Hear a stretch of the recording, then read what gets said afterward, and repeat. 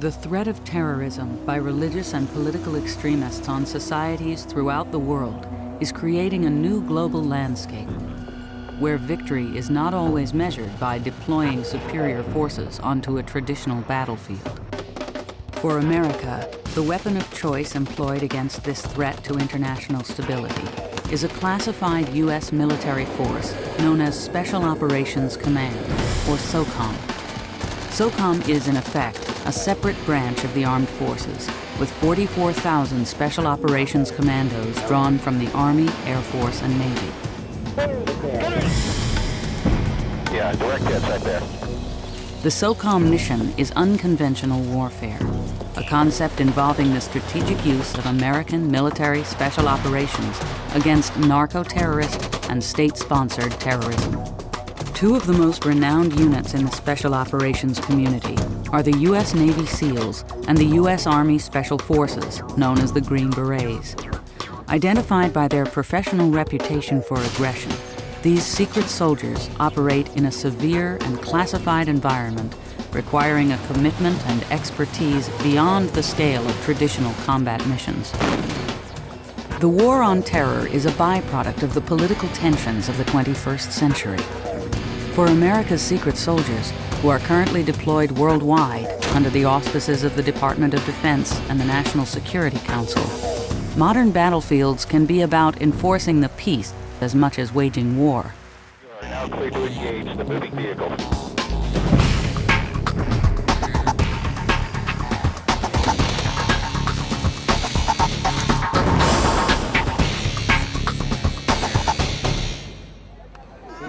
Afghanistan is a country the size of Texas, with over 20 million inhabitants. Bagram Air Base, 30 miles outside the capital city of Kabul, is the main staging area for Operation Enduring Freedom, a U.S.-led allied coalition in the war on terror. From here and smaller bases in the south, military operations search for remnants of the defeated Taliban and al-Qaeda network in the first special operations-led war ever conducted by the United States. We're not fighting artillery, we're not fighting tanks, we're not fighting face-to-face with an enemy. We're fighting with an enemy that is established here, and they're able to hide among the population. Clusters of abandoned or destroyed mud brick houses stand silent. Wrecked vehicles litter the trails. Afghanistan is a land virtually destroyed after 25 years of war. To operate effectively here, U.S. Special Forces must depend on the cooperation of the local population. They know their way around this whole area, so we can just say, hey, we need to go right here. And they'll say, okay, well, you can't go this way because there's mines. You can't go this way because the mountains are high and the Mujahideen always used to ambush people here. This is the best route. Working with indigenous Afghan militia units of up to 120 strong, small teams of Special Forces commandos operate throughout Afghanistan. In this hostile terrain, American and Allied forces regularly come under fire. You got danger everywhere you look. You got to keep your wits about you. Just because people aren't dying, people may think that this war is over. It's not. It's never 100% safe. I'm down here wearing body armor, carrying 2 guns. So, I mean, anything could happen. You got a lot of people traveling through here. Some major thoroughfare coming from and going to Pakistan. At any given time, somebody can drive by in one of these trucks and drop a grenade out the window. It happened just the other day. With the Taliban defeated, Afghanistan is essentially ruled by a collection of rival tribal warlords and warring ethnic groups. Here at a fire base named Camp Harriman near Orgun, Special Forces adapt themselves to that reality. Warlord probably is just another term for politician.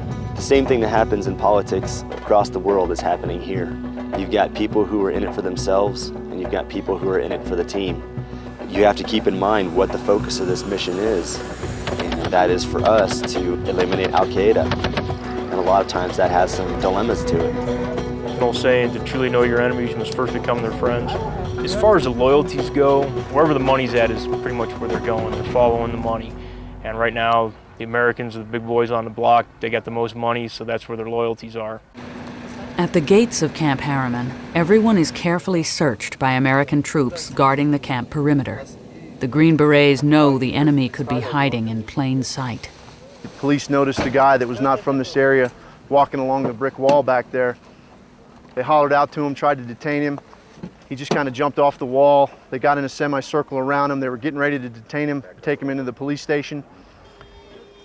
When they tried to detain him, he just smiled at him, pulled the pin, dropped the grenade. Grenade went off, bam, blew him back into there, and he fell down into the ditch. The danger runs a whole spectrum of things, everything from unconventional type attacks to conventional type attacks, and we try to protect against pretty much anything the enemy can think of. Special forces constantly search for weapons to prevent their falling into the hands of local warlords. It is a task involving diplomacy and sometimes confrontation. What you're looking at is a cache of arms that we've managed to recover from the warehouses in town. The big profit is that they take this stuff and they sell it in Pakistan. And the bad guys get it and shoot it right back at us. There's just hundreds of thousands of rounds here. You see over here we have the array of artillery pieces we took. And we've got rounds for all of them. It's just unreal how much is out here and how easy it is to get to. We had an incident here a couple weeks ago where some kids had got a hold of some 12.7 millimeter rounds for a Russian heavy machine gun, and they were trying to disassemble them so they could sell the metal, and they had a little assembly line going up. Well, they got out of sequence, and the guy who punched the primer got a bullet that hadn't yet been disassembled. He punched the primer with a hammer, the bullet exploded and injured 3 of the children. Special forces are, in effect, attempting to disarm a country where social status is measured by carrying a weapon. In Afghanistan, it's believed that you are not a man unless you have a rifle. I confiscated an AK-47 from a man, and he flat out told me that if I go home without my rifle, my wife will laugh at me because I am no longer a man. Confiscating these weapons earns the SF huge points from the locals, who continue to suffer daily from death and severe injuries. It was at nighttime. He was guarding the area. He had an RPG, and he had it pointing up into the sky. He was checking the safety, right?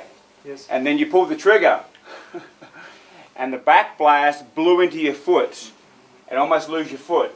He was very, very lucky. Everybody had their guns blazed and ready to shoot somebody, and it was at that time that he had the AD with the RPG. So everybody was real keyed up, thinking we were getting shot at. It took about 2 or 3 minutes to figure out it was this guy that had done it by accident.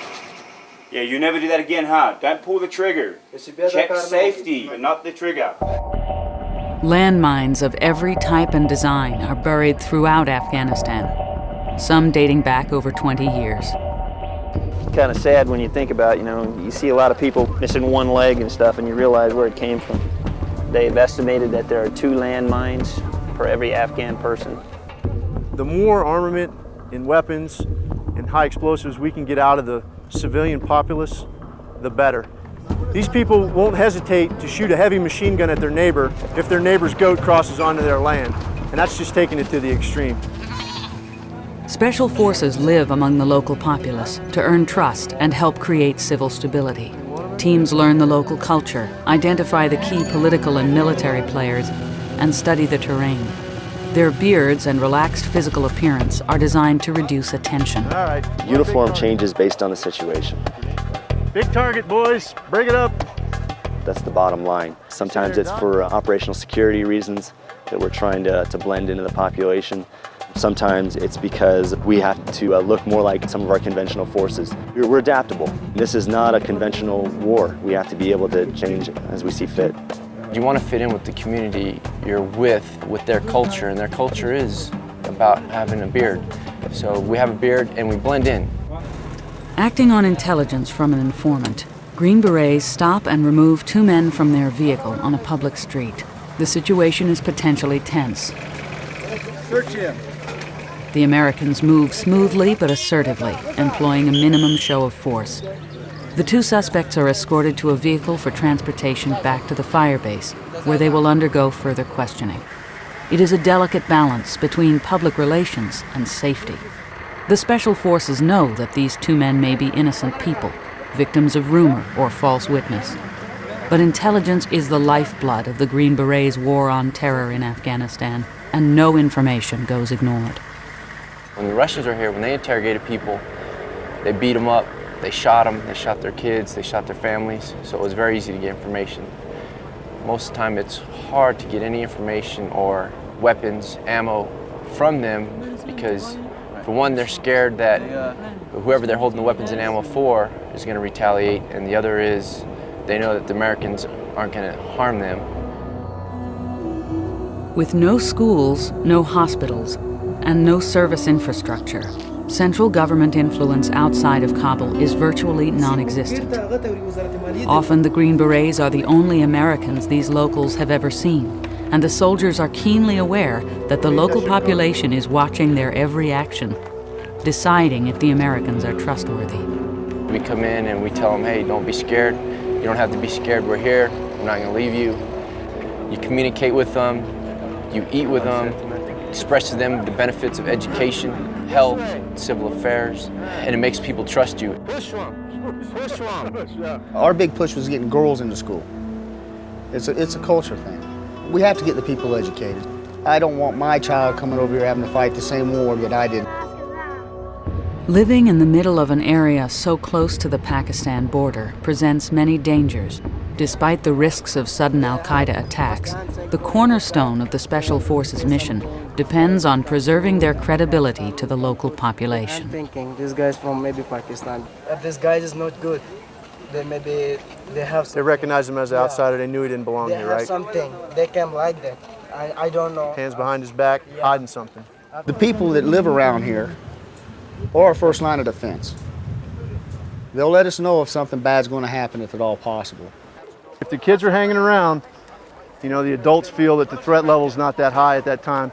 These guys are like a parent anywhere. They're not going to let their kid get hurt. So if they know that something's not right, they're going to get their kids off the street. We spend money in their shops. I might come down here, buy paint from one vendor 4 or 5 times. Next time I come down here to spend some money, buy some paint or some chicken wire or something from him for our camp, he might give me a little tidbit of information that leads us to a weapons cache up in the mountains or whatever. Our main mission, of course, is to hunt the al-Qaeda, find them, capture them, kill them, whatever it may be. We do not speak the language. We don't know what they look like. The local people know who the foreigners are, the people that don't belong in their communities, and they come up to you and they tell you where they're at, what they're doing, where the weapons are. We're going to walk down this way. I just came by to say hi.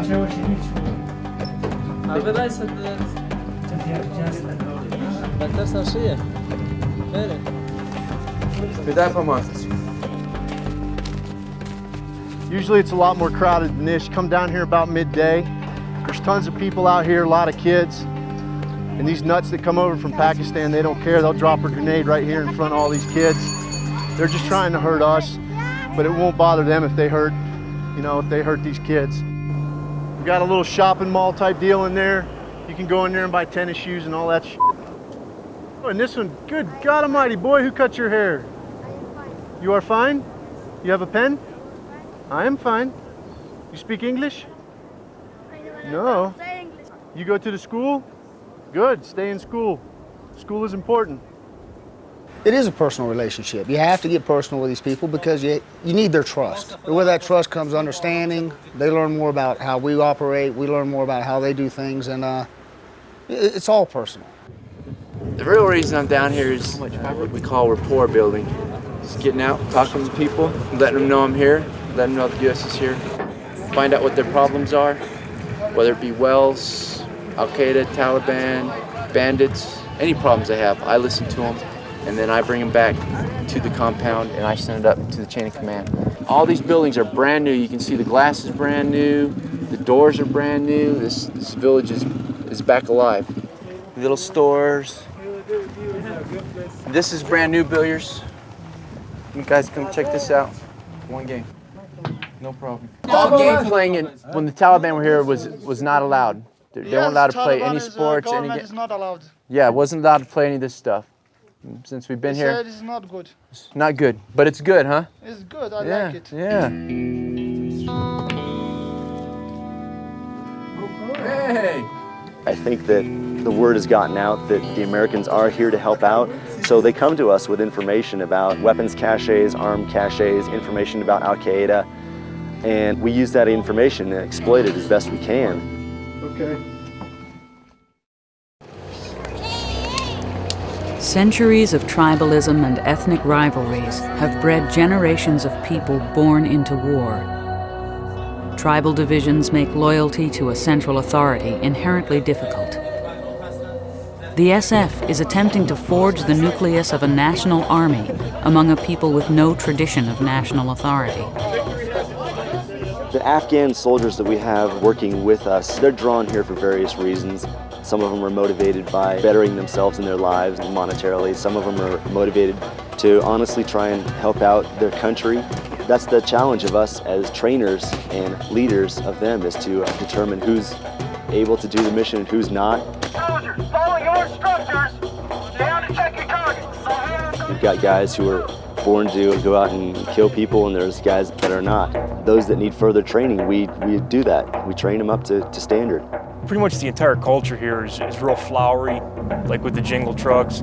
You can feel some of the dump trucks around here, and they got bells and stuff hanging off of them, and it goes as far as down to the guy's rifle. I got a guy out there who carries two little, they're like Christmas bells, real small bells, two of them hanging off the barrel of his rifle, and they jingle around when he moves the weapon. They are soldiers in the fact that, you know, they're here fighting for a cause. They'd rather just mill around as opposed to being an organized fighting force, and that's where we come in and we organize them to the best of our ability and train them. But the language barrier is a problem, even with the Terps, because a lot of things that we say doesn't actually translate to them. I mean, it took me like an hour and a half to teach them how to get into formation.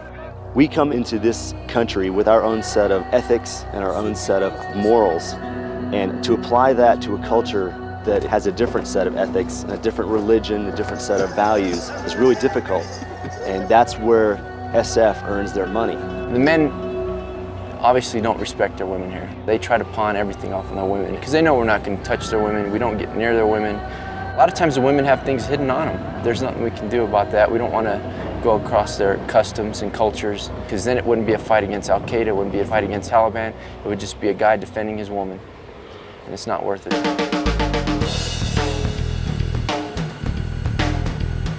Resupply and reinforcements for Fire Base Harriman are hours away by air, but every 12-man Green Beret A-team knows that their own initiative on the ground is the first line of defense to stop potential enemy attacks. This means knowing the area of operation intimately and being able to analyze information of suspected Taliban and Al-Qaeda whereabouts quickly and accurately. The response to good intelligence must then be immediate and aggressive. The Green Berets have to act before the enemy can disappear over the border into Pakistan. Monty, this is Joey. Today's mission is a raid on one of the many walled compounds that occupy the Afghan landscape.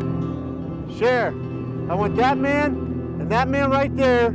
Tell them when everybody comes out, they're to hold them right there and not let them go anywhere. There were reports that there was Arabs inside the building. If they're Al-Qaeda, they're not coming out alive. So if you're not ready to go in and start doing what you have to do, someone's going to get hurt, and you don't want it to be your buddy.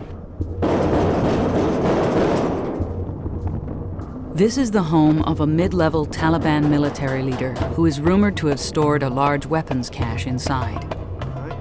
Although the Taliban commander has gone into hiding in Pakistan, the Green Berets are in a race against time. They want to find the weapons before the local warlord does. Tell them to open the door. Sheriff, tell that lady to open the door right now. If she doesn't open that door in 1 minute, I'm going to blow it off the hinges. I'm going to blow that door up. For the Green Berets, the roles of nation builders and gunfighters coexist. Which means they're in there hiding.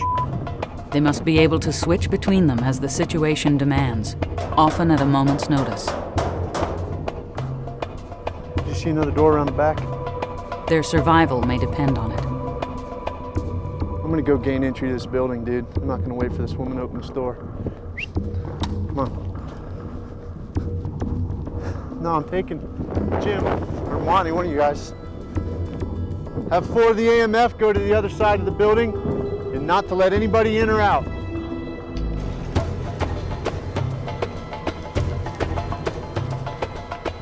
Al-Qaeda has definitely changed their tactics. And you have to understand that when we say Al-Qaeda, we're not talking about the army. This is a loose organization that morphs and changes based on whatever suits it. they're very adaptable. You have to be able to adapt your tactics to what they're doing. They are a formidable force and they know what they're doing. The Green Berets have no way of knowing what lies inside the walls of the compound. I don't give a damn, who are you? It could be an unarmed family, Tell me to get back in the f***ing truck. or a hostile and heavily armed cadre of Al-Qaeda. Move! Where's Sheriff? The thing that we've run into is when we knock on these doors, the men will stand at the door and the women will start hiding stuff. If you don't start going in the door as quickly as possible, then it's harder to find stuff. They try to hide things. That's the main reason. And you just gotta always be prepared for the worst to happen. The Taliban and Al-Qaeda will use these walled compounds as hideouts or as a place to conceal weapons, with or without the consent of the occupants, who are often threatened if they refuse to cooperate. Hey, if someone's in here, you need to come out. Some of the elders that run the villages, they know it's dangerous. They don't want to get repercussions from the Americans that they have weapons. So they may send somebody from their village to contact the Americans and tell them, hey, there's some weapons hidden over here. And we come get him, and he's happy because he doesn't have the rockets anymore. He doesn't have machine guns. Everything's gone. And he doesn't lose any face because the Americans took it and he didn't give it to him. Tell him you better watch that dog or I'll kill him if it tries to bite me.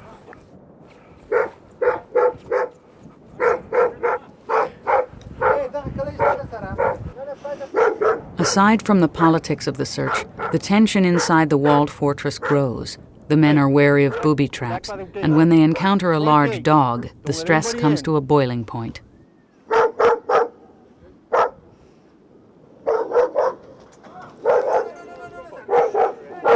Get that dog. Get the dog.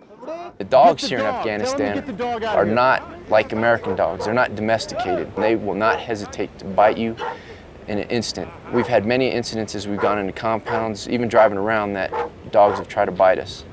So that's one of our biggest fears when we go in, is to know where the dogs are. There's nothing funny about a dog coming up and tearing you up. With security established, the search now begins. Tell them I want the weapons buried in the ground. You should research my house. I'm going to search your towers, and I'm going to have a metal detector. I'm going to detect if you buried shit. Boca? All right. We got a hole. Ask that man if there's anybody down here. If I run into anybody down here, I'm going to shoot him. No, I'm going to go. Ask him if anybody's down here. It's a tunnel. It's probably a tunnel to a well. Yeah, water. Ubu. Hobo. Hey, Larry, let's check this out.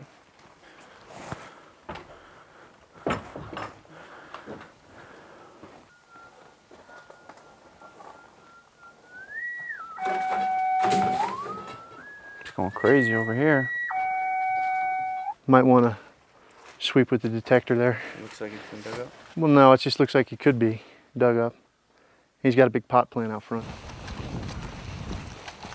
So if ZK's already been here, he's probably taken everything they already have. ZK gets around? Well, he used to, not anymore. He's in hiding because we're after him. That's I wouldn't not mind pot. a team picture next to the That's dope pot, plant, though. Hey, let's get a picture by it. Okay. Everybody take a picture. Fucking DEA too.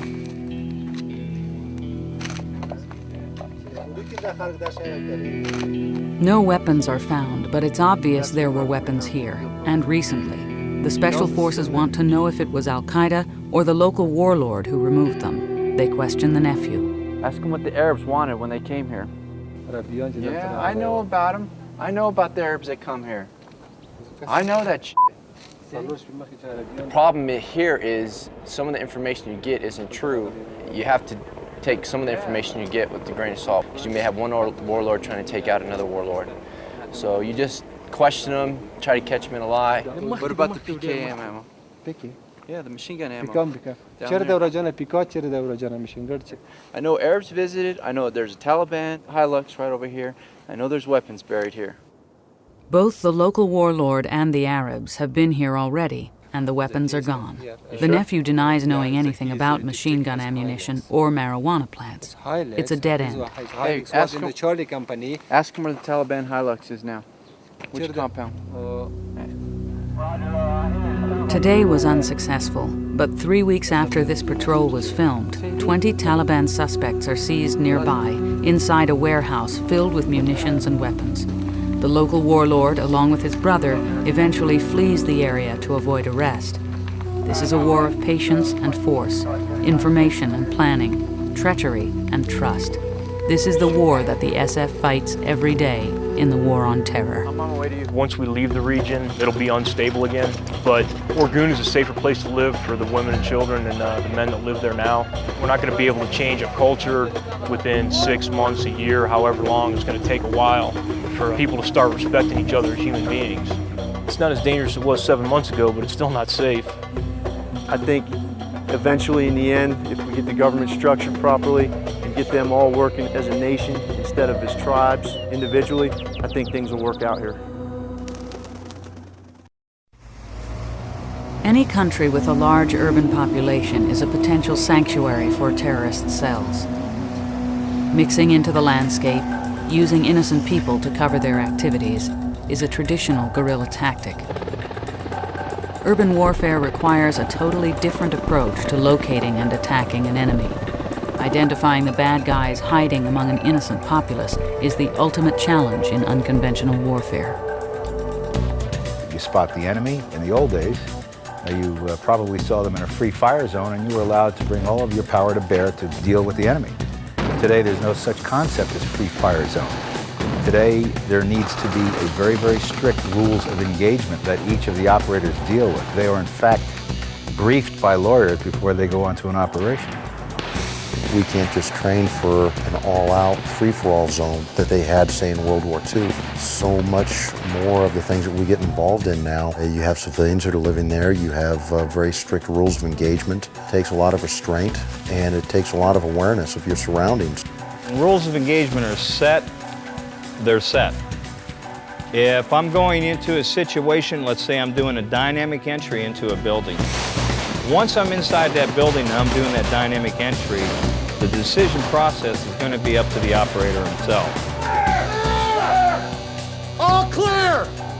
Now, that takes a lot of training and it takes a lot of decision process, especially when you're coming into the unknown, because 95% of the time we don't have the layout of a building.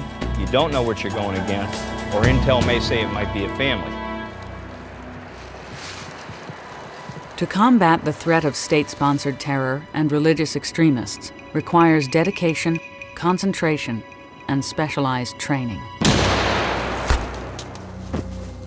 It requires every special operations soldier to understand the enemy's mindset.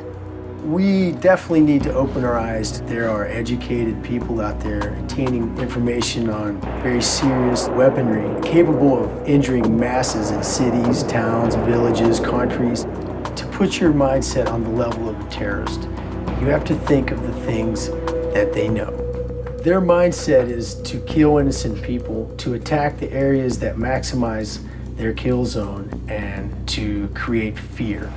In The Art of War, Sun Tzu says, how do you defeat a great world power? You defeat him from internal, turning the populace into scared people that run around and don't know what to do from day to day. Operating in an urban environment is a fact of life for counter-terrorist forces. It creates unique demands on units who must seek out and engage their enemies. Controlled aggression is a mainstay for special operations troops.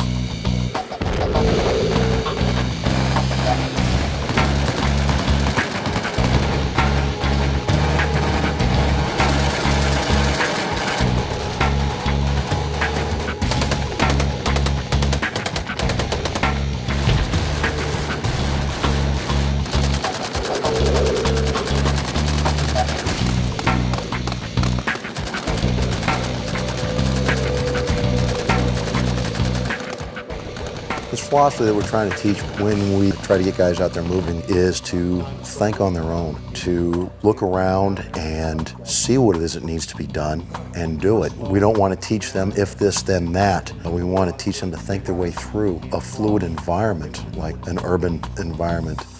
I thought it looked real good, guys. Let's go ahead and we'll get ready and we'll do another one. Training has become more intense. It's also gotten to the point where we're working in probably a little bit bigger units. Training has gotten more technical.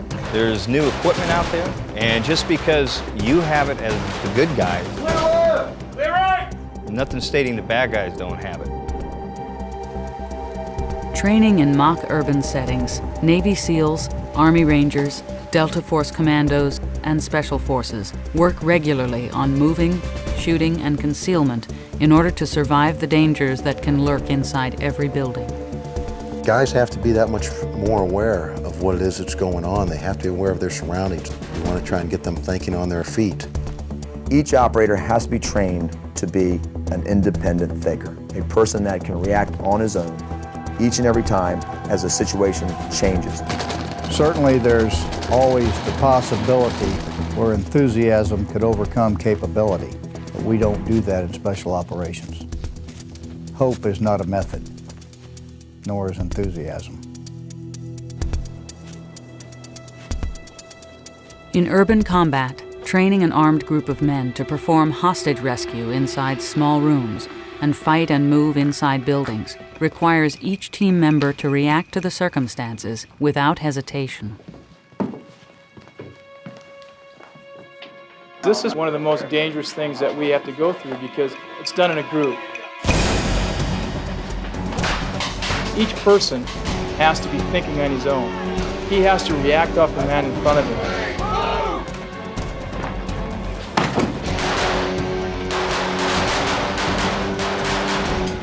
There's so many things to think about. Muzzle control, target discrimination, front sight focus. In reality, once the bullets fly, the adrenaline goes. Smooth is fast, but you have to be able to think. The main thing is the individual just doesn't sit there, the individual reacts, because every tenth of a second could mean your life or your partner's life.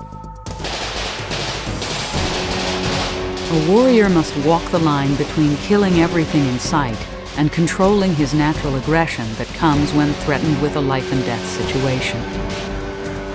A critical goal in training is to move the soldier from the mindset of the predictable target shooting mentality into a real-world scenario that will allow each man to test his limits. CQD stands for Close Quarters Defense. It is a system that's been developed to respond to both shooting and non-shooting threats. Slowly roll towards us. The first step that we have to build within any military operator is the hard aspect, that they could kill if necessary. They will dominate and be aggressive at any time that they are threatened. Don't move. Do you have any weapons on you? No. Don't fight me, don't resist, and you're not going to get hurt. You understand that? Yes. So we want these guys to be the most dynamic and the most aggressive in the fight. You have to respond appropriately to the threat against you. If it is a shooting threat, you need to be pulling the trigger first. Towards your butt. The success for the operator is the team ability to move and to use their skills and tactics in the best way possible to succeed. Of course, that starts with the individual. Get out! Get out! Get away from the gun! You guys got to turn it up, all right? You got to turn it up. That little, hey, get up. Hey, get down. He would have done exactly what you said, except you guys looked weak, all right? So when you go, wait, get up, he was like, they ain't there. I'll go for it, all right? You see what I'm saying? You want to give him a no doubt in your mind by the way you present yourself, the confidence, the way you speak, the way you guys are in the room, that he does not want to mess with you.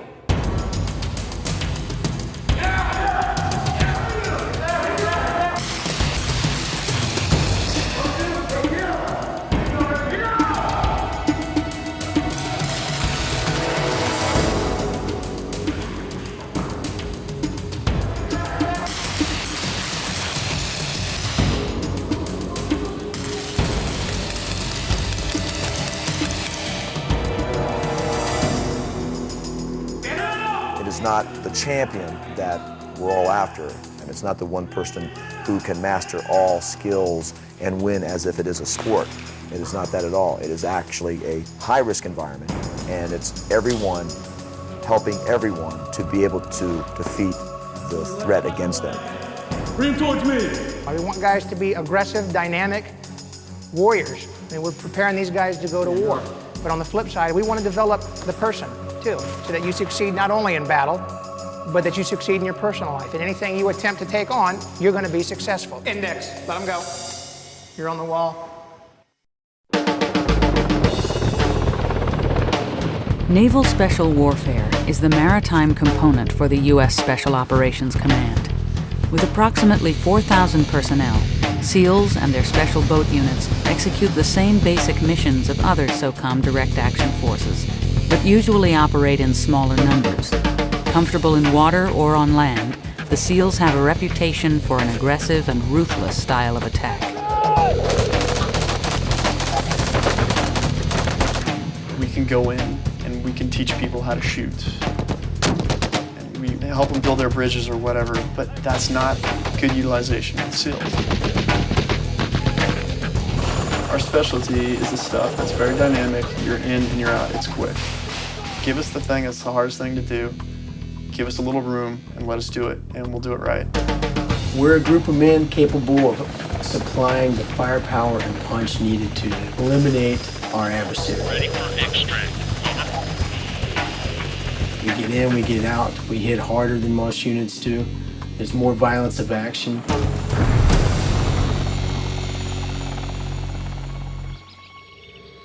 In the field, SEALs work in units often numbering less than 18 men.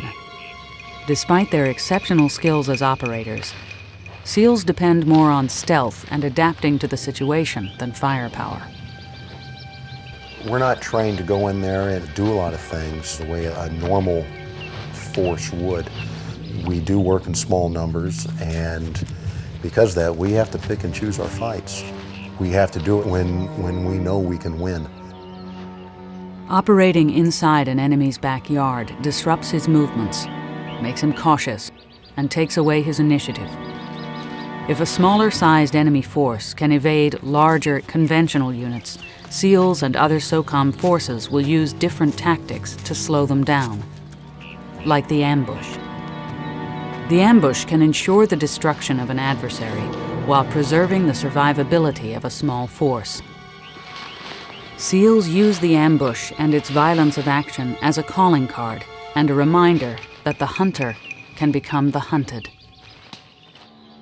You have to come to grips and make a conscious decision in your mind that I'm in fact going to kill people. I try to keep myself in neutral when it comes to that. I derive no pleasure nor sorrow. Just stay neutral. And to neutralize that target, you have in fact killed everybody within sight of hearing.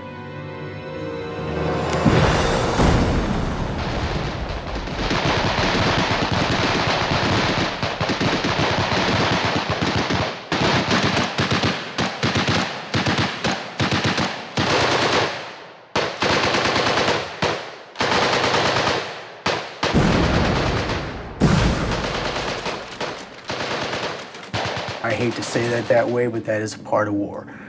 It sucks when civilians take casualties. It sucks when the wrong people die. But when you're engaging in your mission, you look around you, who's your family? The SEAL teams, that's your family. And everybody in the team comes home alive.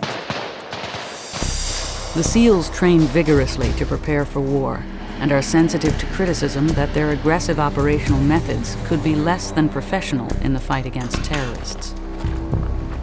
To say that we act like a terrorist, that's not correct whatsoever. We act better than a terrorist. We are trained better. We are better men fighting for a good cause, fighting for truth. What is a terrorist doing? Is there anything fair about what they're doing to operate? No. So if we're gonna go find them, if we're gonna hunt them down, we're gonna kill them, are we supposed to do it fair? This doesn't make any sense to me. Fighting fair, you don't do that against your enemies. Was 9/11 fair to any of those people, or our country as a whole? Fighting fairly? Come on. It's a new world we're living in, and we have to root these guys up by being one step in front of them. If diplomacy worked, we'd be sitting at a table talking.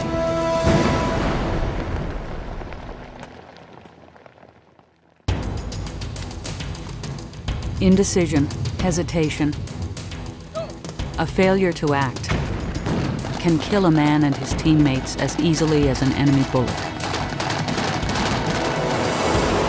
Responding to a combat situation requires aggression and a will to win. Without that, no soldier will survive the rigors of 21st century unconventional warfare. You have to be an aggressive person. You won't make it through one day of training if you're not an aggressive person by nature. Now, this is very different from rage, and a lot of people will confuse the two. Aggressiveness is what's going to get you through the hard times. But what you have to have combined with that aggressiveness is controlled aggression, okay? You still need to be able to think. You need to be able to make decisions. When you combine those two, you're going to be a good operator. Often the true nature of what happens in war is masked by a media or a public uncomfortable with the sacrifice combat requires.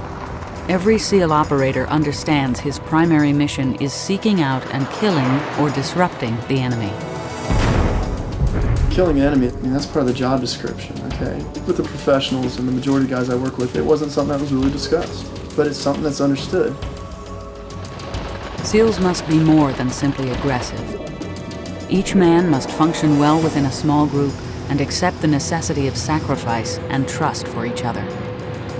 You're an insider or you're an outsider, and it's as simple as that. We're around each other every single day for 2 years doing high-risk stuff, and you learn to rely on each other because, you know, everybody's gained that respect and everybody's earned that trust.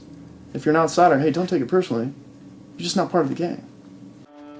There is another form of pressure, one not usually associated by the public with being a Special Operations Commando. It's the pressure of maintaining a career balanced with a family life. Being a SEAL is 100% commitment. Being a family man and being married is 100% commitment. Well, you do the math. I was probably gone 250 to 300 days a year for my first 3 or 4 years, at least. And it's bad enough we have over 75% divorce rate in the team as it is, so when they're coming straight out of buds, already married, and the women are going through all these deployments, you know, not seeing their husband basically for 18, 19 months out of 2 years, it's real hard on their relationships. You come back in town for a month, and all of a sudden that month is just a week, and all of a sudden that week is 2 days, and you're off on a plane. Sorry, honey. There's a lot of Dear Johns in the teams. I think you sort of take what could be an emotion, a marriage, a girlfriend, something like that, and you sort of keep it at bay because it's a vulnerability. It takes away from your ability. Okay, hey, we just lost Mark. Mark's dead. What are we going to do now? Okay, let's continue on. Shrinks would look at us and say, these guys are absolutely nuts. It is a certain kind of mentality that you have to do the job well. And it really is a general numbing of certain emotions. That's just part of it. But training hard does not guarantee that a warrior will see combat. Despite their desire to fight in battle, most SEALs will never go to war. Not getting in on the action is a primary reason SEALs leave the Navy before their career is over. I mentioned the guys that have been in the community for 20 years but never saw combat action. To go through all that time and never experience it, you know, you train and you train and you train, but the true test comes when the bullets are coming at you. Think about it. You've got this group of pit bulls, and you got them in a cage, and you shake the cage around for 18 months, and then you sit them down in the middle of this arena. There's just this frenzy. You can't help it. You're just fired up. And now, boom, jock up, get ready to go, and then, okay, well, hang on, we're going to have to pull you back. Okay, jock up, we're going to have to pull you back. It's called being spun up. It can be limiting because some of the guys, when they go in, they want this opportunity to do this job. They thrive, they hunger, give me work. Sometimes they sit off the shore on a boat just going, please, let us do our job. Train to go to war, obviously you want to go to war. You know, the cream rises to the top. These guys all want to be the cream. And when there are things going on in the world, they want to be the first one there. When the call goes out for forces, you better batten the doors because everybody wants a piece of that. That's what we live for. Every time you get that call, you think you're going in. So mentally, you are peaked out and redlined, and then they send you home. And you say to yourself, Jesus, what did we do all this for? We didn't get in the game. Oh, we didn't even get a look at the game. It's very frustrating. Every SEAL mission carries with it the potential threat of failure. If one SEAL is wounded or killed, it will take 2 to care for him, reducing fighting strength severely in such a small force. That's a direct percentage of your firepower, so if you're 6 guys and that's 15% plus of your firepower down, and if he's carrying an M60, that's 25 or 30% of your firepower gone. In all of SEAL combat and all of SEAL history, no SEAL has ever been left behind, either missing, dead. They always bring everybody back, and this builds an incredible unit cohesion. You've got this brotherhood, and it's all or nothing, and that's part of the reason you have that too, that bond, because it's instinctive. If I get shot, I know I'm not going to be sitting there. I know these guys are going to drag me out. The demands of counterterrorism require the SEALs to hunt down the enemy in a manner consistent with unconventional methods. Calculating, methodical professionals accomplishing the mission is the core belief for every SEAL. What is a SEAL? A SEAL is a guy who is willing to do whatever's necessary to get the job done. We're all about being the best. It's a part of the history that makes up what SEALs are and what we do. It's the old, God, we can't figure out who to send. Okay, send the SEALs. You don't send choir boys in to win wars.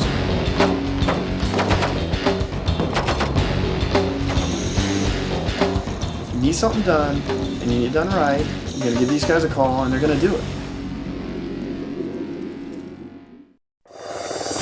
Life as a Special Operations Commando involves risk. Training on the edge means that sometime, somewhere, someone goes over.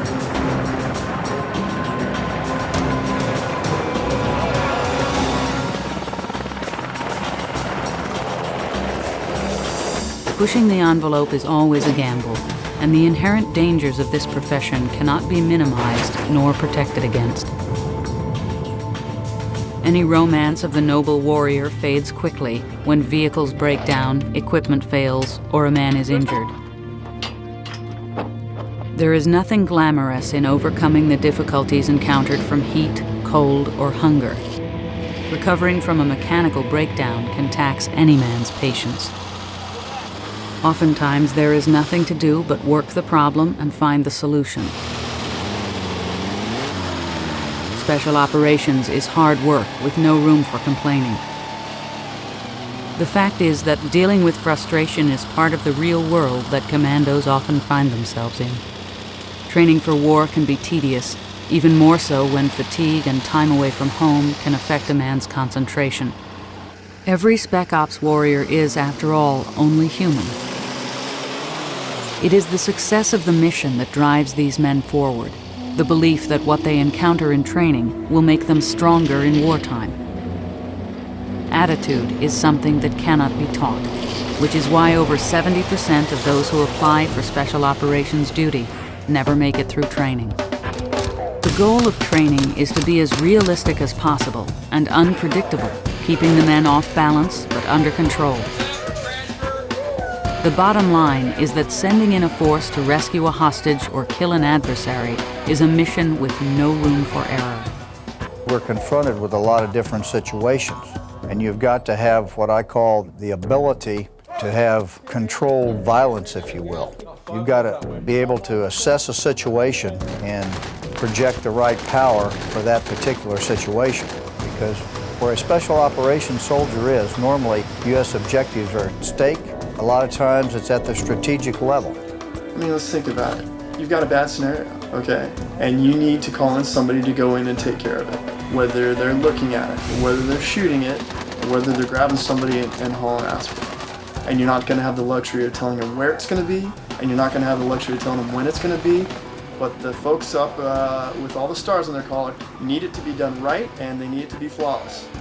You're going to want to send the Corvette in, or you're going to go looking for a Yugo? I mean, think about it. You only have one chance to get it right. Don't you want the best?